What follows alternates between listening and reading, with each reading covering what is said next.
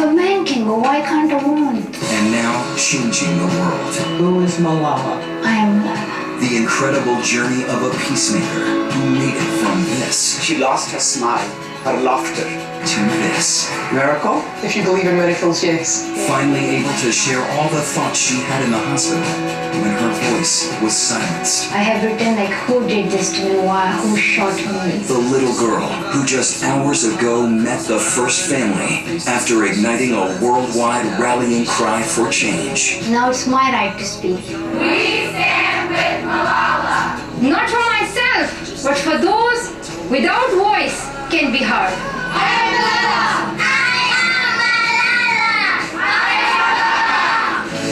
Everything that kills me makes me feel alive. Unbreakable. One girl changing the world. Here now, Diane Sawyer.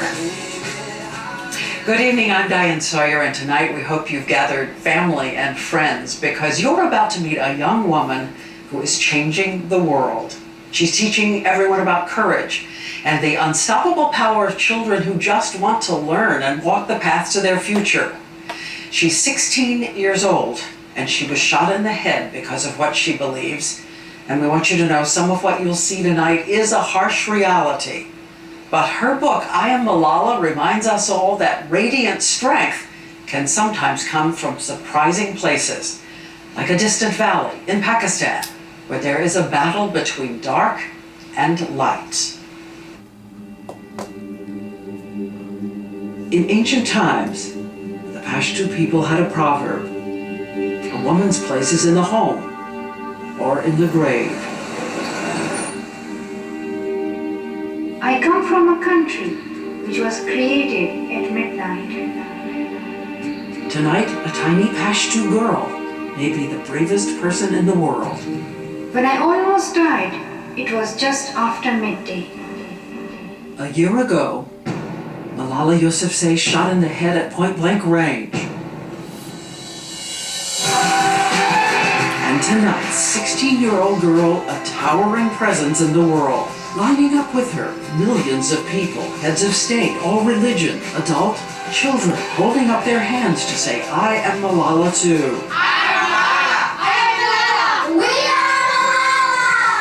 Cheering her at the United Nations when she promised that millions of girls who've been silenced will be heard. One child, one book, and one pen can change the world. For the world, so much conviction. Hello. It's startling when you actually meet her. She is in fact small, shy, childlike, eager to show me her magic tricks. This is it. Oh, I know another trick. The ring is out.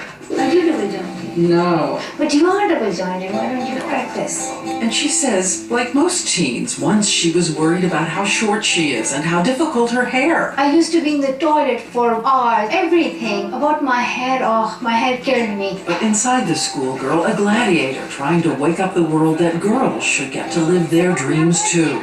280 plus. In some parts of the world, students are going to school every day. It's their normal life. But in other parts of the world, we are starving for education. But for us, it's like a precious gift. It's like a diamond. You wanted to be number one in your class. Pretty competitive. Still, I want to be the number one. She was born with wild curiosity and a lot of question. For instance, in her culture, why are women forbidden to leave home without a man, even if the male is just a little boy? I wouldn't go outside without any boy. My brother would go with me. If a man can go, why can't a woman? I can see no difference between them. And by her side, navigating his child toward her dreams, her father. A teacher who built her school from ground up, scavenging money, even sweeping the floors. I had a great passion for education. My father was a teacher, great teacher, and I loved teaching. Her mother, traditional, refusing to be photographed, never learning to read. There are also two little boys in the family. But Dad says he always knew this girl was filled with infinite possibility. When I saw her for the first time, a very newborn child, and I looked into her eyes, I fell in love with her, believe me. I love her. I love her. Malala has said you always said, Malala will be free as a bird. Where did this come from? I accepted her as an individual.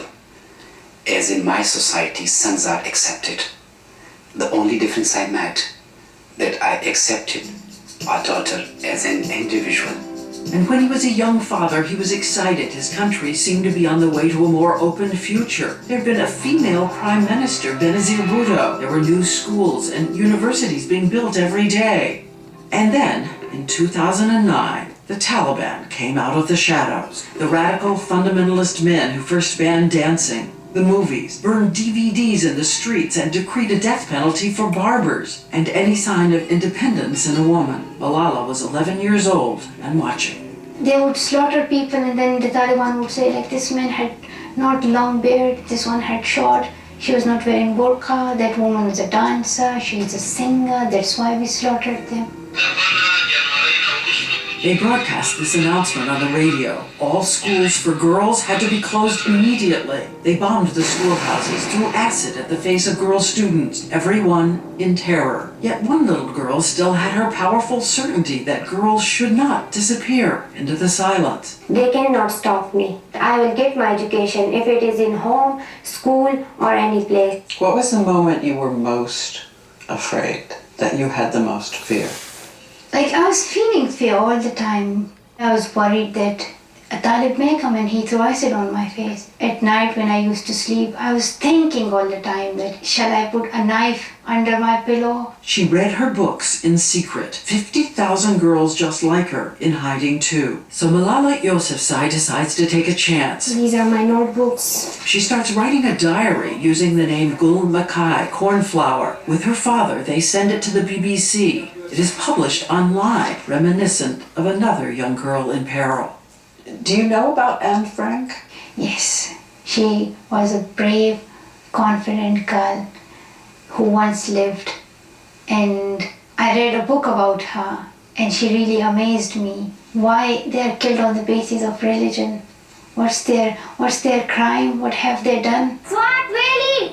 Next, Malala speaks out in an online interview, one of her first, calling on the world to help and using her name. We must have the confidence to say that this thing is going wrong, and we must raise our voice. And that same year, the New York Times hears about her and begins filming this documentary of a shy, very brave young girl. I want to become a doctor.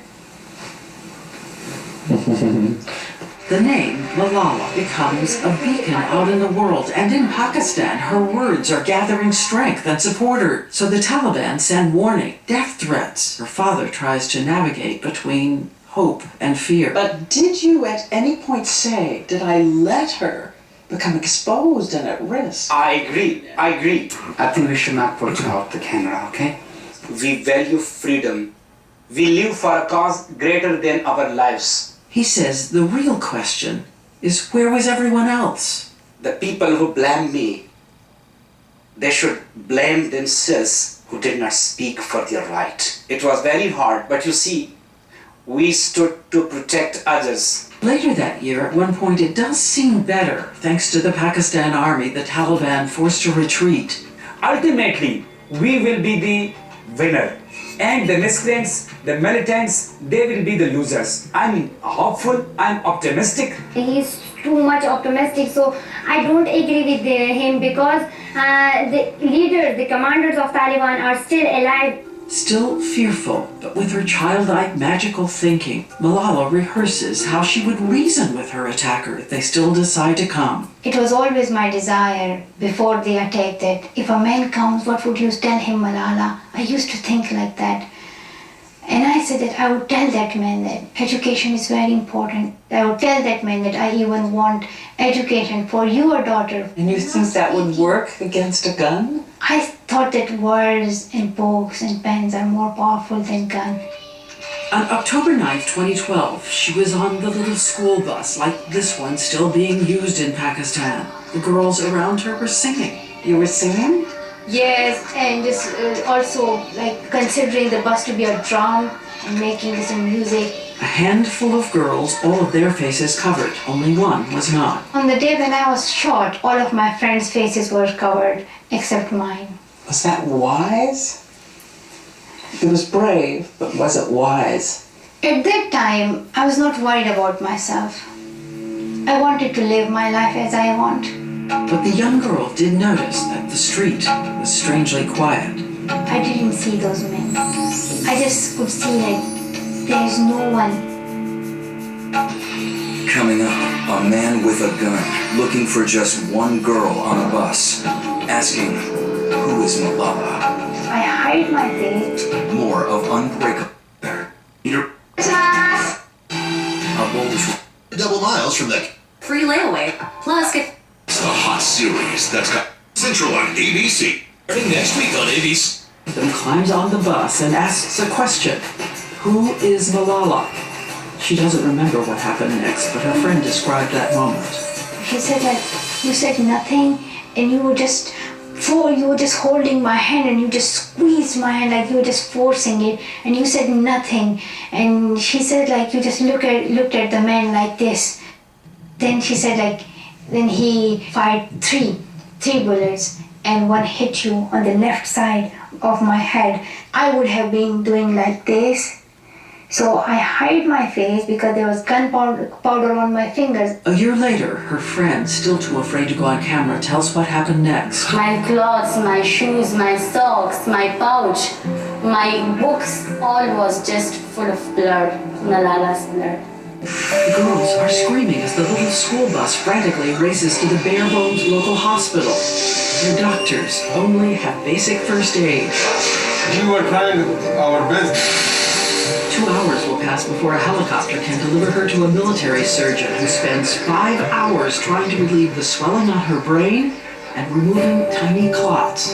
But already it's as if a kind of miracle is surrounding her. By a strange coincidence, there is someone in Pakistan for the first time. A top specialist in pediatric trauma from England, Dr. Fiona Reynolds, with her colleague, Dr. Javid Kayani. They've been sitting in long governmental meetings on medical programs when suddenly Dr. Reynolds is told to race out and try to save the life of a famous and dying child. The tubes have given Malala an infection. The machines are improperly set, her blood isn't clotting, her lungs and kidneys are beginning to fail. You thought she was dying? There was a possibility that she was dying, but there was also a possibility that she would survive. She had become septic. It was obvious that she had a very serious life-threatening infection. A distraught father asks, Is there any hope? And I said to him, well, the only reason I'm here is because there is some hope. And he cried. Malala is the most precious gift of God for me in this world. What would you have done if she had been lost? Don't say so. I should not lose her. I can't think of it. Dr. Reynolds makes a risky recommendation to take the gravely ill girl on an 8-hour trip to a high-tech hospital in England. Since she doesn't really know the country, the recommendation comes with a fleeting thought. What if her recommendation is wrong? I said, yes, we could end up in jail and, because we've killed Pakistan's Mother Teresa. She is very precious to Pakistan and she's very precious to the rest of the world. And we were looking after her. From another Muslim country comes a life-giving offer. The Emir of the United Arab Emirates sends one of his royal planes outfitted as a hospital, a state-of-the-art intensive care unit. And for the entire 8-hour flight to England, Dr. Reynolds and Dr. Kayani keep Malala alive breath by breath, organ by organ. And they also have noticed something else that defies possibility. The bullet took a path that simply cannot be believed. The chances of being shot at point-blank range in the head and that happening, I don't know. But it is amazing, truly amazing. I don't know why she survived. Maybe his hand was shaky. He hit her there. So it goes under the skin, near the skull? What happened? Yeah. A bullet, traveling 1,000 feet per second, slips under Malala's skin. But as it heads toward her brain, that bone turns out to be so strong and curved, it forces the bullet to ricochet away. Instead, the bullet smashes her eardrum, severs the nerve in her face, and hits her shoulder. The fact that she didn't die on the spot or very soon afterwards, and to my mind, is nothing short of miraculous. Miracle? If you believe in miracles, yes, absolutely. Maybe. It's the backbone and here's the brain, and God saved me. But even if she survives, at this point, doctors still have no idea if she'll ever walk or see or be able to speak again. Though somehow, in her deep coma, Malala says she remembers a kind of floating consciousness. She calls it her 7-day dream. I was thinking that, am I dead or am I alive? If I'm dead, I shall be like in a graveyard. And then, but I said like, you're not dead, you can talk to yourself, how can you be dead? A vague sense that somehow she's at home and worried about being ready for school. I loved my school and I loved my small house. At home, in her paradise, which was Swat. I think every second and every minute in Swat was beautiful. It is a paradise. It's a paradise on earth. There are tall mountains, and on the mountains there you can see green, tall trees. And in the center is river. That's called River Swat, and it's blue. It's full of fish. You would love the beauty of Swat. And that man with the gun on the school bus didn't grasp that the girl in the coma had a destiny carried in the name her father had given her at birth.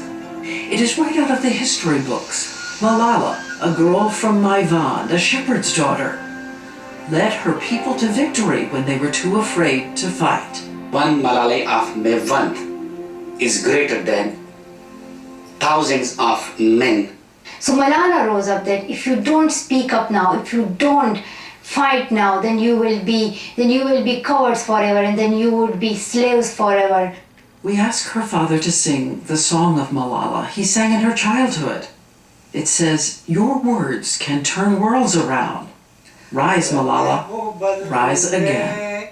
Malale pasa, tapakra purta, stap tapake, ya sarde, altahum zamram, daltahum zamram. Next, a miraculous recovery. While unable to speak, she turns to her diary. I have written who did this to me, why, who shot me. And that breakthrough moment when her shattered eardrum is repaired. And not only is her hearing restored, Friday, Saturday, Sunday. but her spirit. If pumpkin Text it. then they like playing high. Past are hard to forget. Marvel's Agents of S.H.I.E.L.D. All new Tuesday at 8, 7 Central on ABC. Diane Sawyer continues with this special edition of 2020. In a hospital in Birmingham, a 16-year-old girl is still fighting for her life. The doctors have no idea if she can move or see or express herself in any of the 3 languages she mastered fluently. She's been under deep medication, and then one evening, a week after the shooting, And I just opened my eyes in a hospital in Birmingham. I didn't know where I was. She had this very frightened look in her eyes, and her eyes were darting back and forth. she has tubes down her throat. So Dr. Kayani brings her an alphabet board. It is in English, and she points to letters. First the word country, and then the word father. She wanted to know where her father was. She wanted to know who was going to pay for the medical treatment. She was so worried about not being able to pay. Every day for several days, who was paying. And she actually believed the reason her father wasn't there was either he was dead, was one of the possibilities in her head, or that he was back in Pakistan selling everything they own for her medical treatment. Because the tube keeps her from speaking, Dr. Reynolds gives her a pink notebook so she can write her questions. And then on the same day I wrote, my father have no money. I told her that the Pakistan government was paying and she didn't believe me. The days pass in a blur of confusion, pain. She is seeing double. She can hear nothing from her left ear, and the left side of her face doesn't move.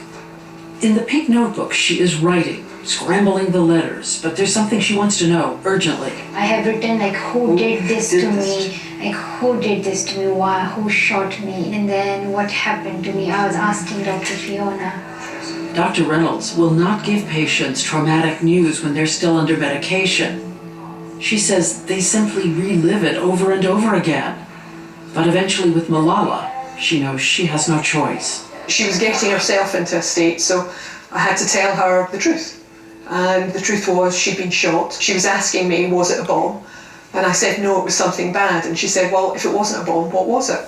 So I said, you were shot. And she just looked at me. She didn't respond, she didn't react. She just looked at me. After a few moments, she said, it was the Taliban, wasn't it?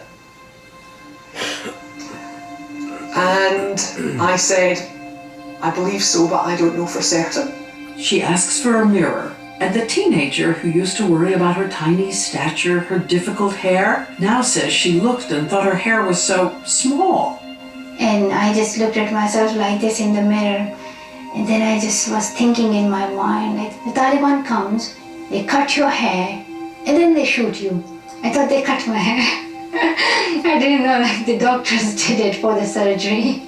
In the pictures, you can see her face. The small dots are burns from the gunpowder. There are burns on her fingers too. That's how close the gun was. You can see the black dots. She's incredibly stoical. She had to have some sutures in her wound in her scalp, and she also had to have a needle to drain some infected fluid from her neck. And on both occasions, she didn't wince, she didn't cry, she didn't even squeeze my hand when they were sticking needles into her. I didn't cry because now I totally changed after that incident. But I don't know how did I change. I don't know what happened to me. But I have to say, who can do this? We all cry. I was feeling that this is a new life. But then, when her family enters the room, she falls apart. When we entered the room, half of her facelift moved towards the right, and she lost her smile, her laughter. It will be the only time she breaks. When my father and mother came, it was the first time that I cried and I wept as much as I could. And it was a great moment for me. And once again, her champion is her father. Like this. She relearns to walk, unsteady, because her inner ear has been destroyed. Part of her skull has been replaced with a titanium plate. And because of that severed nerve, the laughter's gone, her face won't move. So if you try and pout again for me, like that, and then say egg, egg, egg, egg, egg, egg, egg. There's another surgery, 8.5 hours to try to reconnect the nerve on her face. She practices trying to smile every single day. Okay, so I'll switch it on. It takes a few seconds. And even though her eardrum is shattered forever, we're there when she gets the cutting-edge new technology, the cochlear implant. It's on. I'm going to say the days of the week. Friday, Saturday, Sunday. And when I heard it, I was feeling very happy. And I said, like, Malala, you have heard something in your left ear, and now it's getting better. Her body is mending, but on the outside, everyone is wondering, what about her conviction? What about Malala's public voice? What do you see ahead for her now? I'm concerned that she's lost her opera life because she was a little girl from the Swat Valley who used to be able to play and have friends, and also she's been through so much. It was a very personal attack, and how do you cope with being targeted at the age of 15? At the same time, in a distant corner of the globe, the Taliban are still sending messages, death threats, hatred. I think life is always dangerous. Some people get afraid of it, some people don't go forward. But some people, if they want to achieve their goal, they have to go. And the courage is still there. It's telling me to move forward. She tells me she's decided death was just not ready for her yet. I think death didn't want to kill me, and God was with me, and the people prayed for me. And the people who had prayed for her, the people who had wondered about her, got their answer about her on her 16th birthday. There, at the United Nations, gathered in the hall, dignitaries and children from around the world. Her father was there, and so was her mother, who for the first time let herself appear on camera. And walking up to the podium, it was the power of Malala again. I am the same Malala. I was thinking, is this the same daughter who was once almost killed? She's standing in UN speaking to the whole world, and she's holding the flag of hope, the flag of peace. I was very proud. Let us pick up our books and our pens. They are our most powerful weapons. Education is the only solution. Education first. Thank you.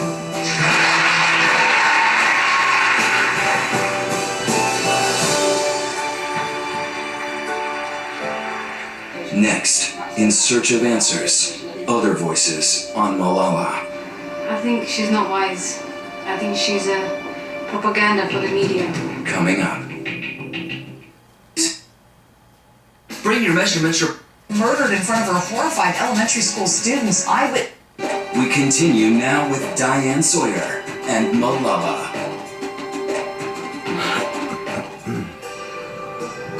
Tonight in a changing world, behind a girl named Malala are hundreds of millions of people, including Muslims, seeking a future and a full education for their children. Tonight, 1 million children have signed a petition, only with their thumbprints because they can't write. And the government of Pakistan just this year voted to make education compulsory for every child in that country. And remember, worldwide there are more than 1 billion Muslims.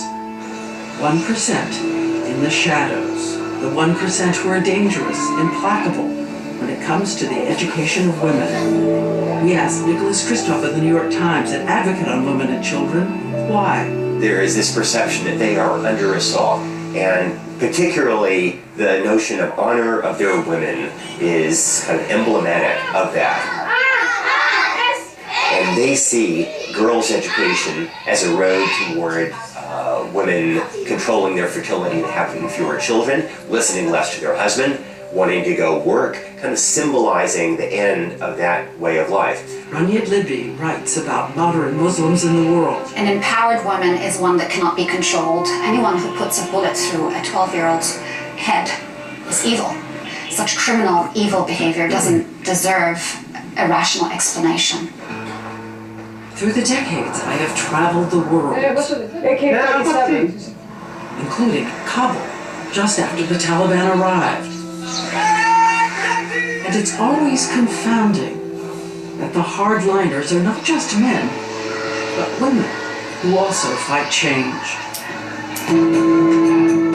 For this broadcast, we traveled to the Red Mosque in Islamabad, where 3,000 girls are in school there, but learning through the hardline lens of their Muslim teachers. The headmistress says some of these girls once came in with questions too, just the kind Malala had. They have some arguments with us, but then we talk to them and explain things to them. And some of the girls from this school back in 2007 covered themselves in what is called the niqab and took to the streets with whips to punish people for not following Sharia law. We're going to sit down, I think. It's easy. Well, back in England, we traveled one dark evening to meet with a group of extreme hardline fundamentalists there. I sat with the women to try to comprehend why they oppose a full education of the kind girls get in the West. What are girls learning that is wrong? Freedom and democracy, obviously it's not from Islam, it totally is the opposite. Freedom and democracy and Islam cannot coexist. It's either there's Islam or there's non-Islam. Either you're Muslim or you are non-Muslim. There's no in between. They told me they choose to wear the covering, the niqab. It's a kind of guard against the corruption of women in the West. A woman is seen as no more than a sex object in society. Her contribution to society depends on how much cleavage she shows or how much leg she shows. The Islamic teaching teaches us to guard our honor, guard our chastity, to, protect ourselves. And when you see someone completely uncovered like me, what do you think? Oppressed because you are not subservient to the one who created you. Rather, you are subservient, you are slave to your own desires. If you were not Diane Sawyer, famous Diane Sawyer, and had not achieved, what you've achieved in your life, Would you have been happy being a mother? And you think it's possible to have both? In the Western side, the women, all they're trying to do is achieve what men are achieving. They're trying to have babies and then go to work and still be a size 0. It's so difficult being a woman in the Western world. I'm so glad I'm not in the Western world. It's so difficult being a woman in the Western world. But tonight, Nihad Awad, U.S. Director of an American Muslim organization, says, if there is a battle for the soul of Islam, good Muslims like a girl named Malala will win. To me, she represents what Islamic values are. She's bigger than all of them because she embodies Islamic values of seeking knowledge, standing up for justice. If the Taliban believe in God, they should know that God said the killing of an innocent person is the equivalence of the killing of the entire humanity. You have this teenage girl who's been willing to speak up dramatically for a change, even when she got letters from the Taliban warning her not to, even after she was shot. It's a reminder that at times we can find leadership in the most unexpected quarters. The greatest threat to the Taliban is not American drones, it's girls like Malala. And we want you to know that in coming weeks on World News, we're going to look more deeply at the complex history, the fierce arguments of the radical minority in Islam, and what could possibly make that change. We'll be right back. Next, you have heard what the fundamentalists say. When we come back, what Malala has to say about education, women, family, lots of children. I'll decide it later. And the startling things about where she's living today. At Disneyland Resort Accommodation. Real big deal. In this past year, so many people have been rising up to help with the education of young girls, and you can be part of it too. You may have seen online all the people raising their hands to say, I am Malala. And Malala's own organization is called the Malala Fund, helping young girls out of a life with no future into a life of their dreams. Tonight, the Malala Fund is hard at work, trying to educate, empower girls around the world, while Malala herself answers the voices who speak against her. It's their right to speak. And now it's my right to speak. It's their right to speak against me. And it's their right. But the thing is, I only want support for my cause of education. It's the right of every girl and every boy. The kind of education you were getting, they argue, is a Western education. If I want to go to school and I want to become a doctor, so there would be an Eastern doctor or a Western doctor. Is there difference in the studies? If I want to become an engineer, so is there a different way to become an engineer, Eastern engineer or a Western engineer? This is education, this is knowledge. It can neither be Eastern nor Western. She also surprised us when we asked about those who shot her. The only person arrested was a chemistry student named Atullah Khan, but he was released right after arrest. Malala says real Islam teaches you must forgive.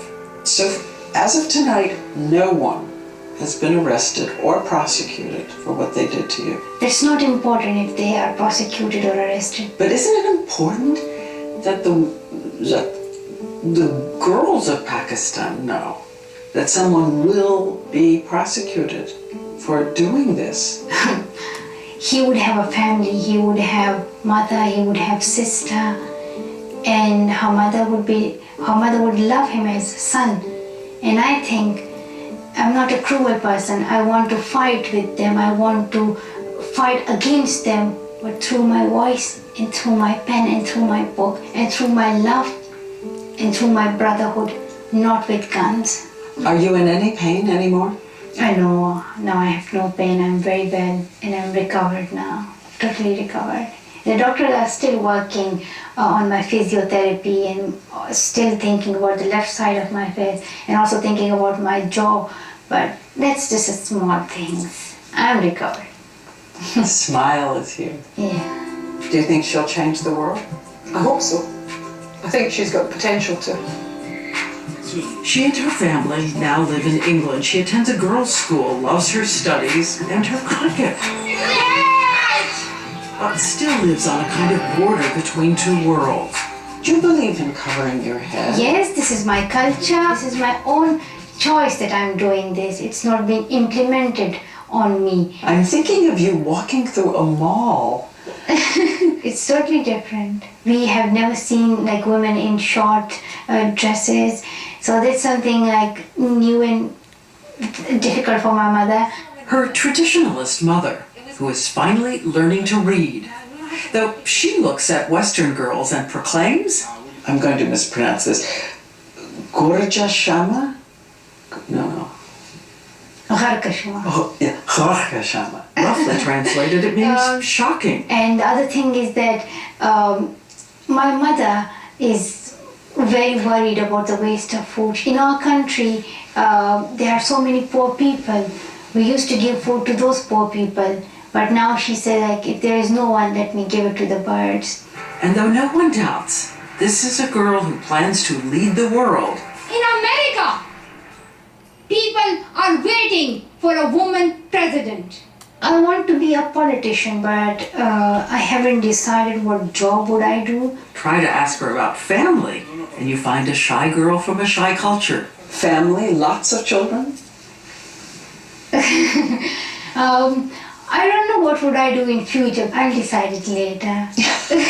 None of my business. You can say none of your business. Yeah. What maybe? And for all her gratitude at her new life, there's a kind of loneliness and longing.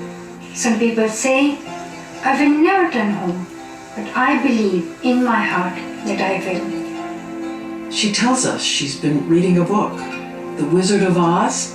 There's no place like home. Yes, there's no place like home, and I believe it.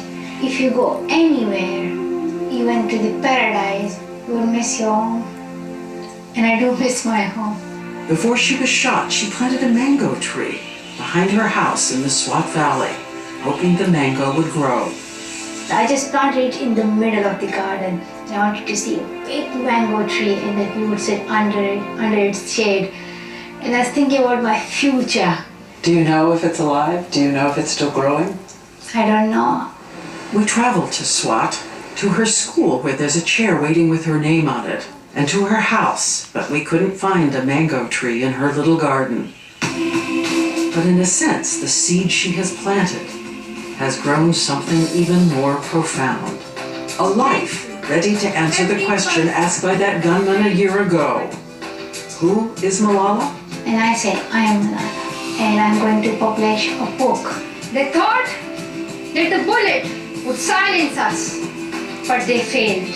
And out of that silence came thousands of voices. I am Malala! I am Malala! I speak, not for myself, but for those without voice can be heard. We stand with Malala! So here I stand, one girl among many. We stand with Malala. Now it's time to speak up, to live in peace. We stand with Malala! To ensure freedom and equality for women. I am Malala! I am Malala! Weakness, fear, and hopelessness died. Strength, power, and courage was born.